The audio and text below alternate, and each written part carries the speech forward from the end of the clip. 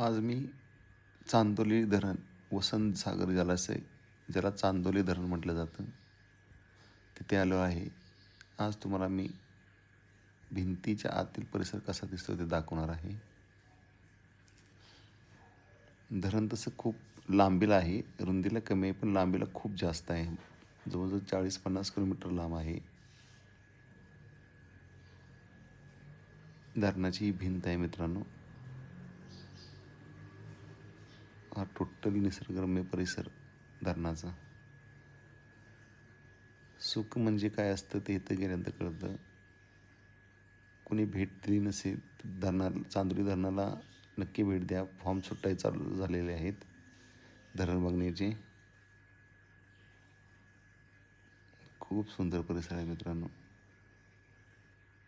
ही वीज निर्मिती केंद्र होतं.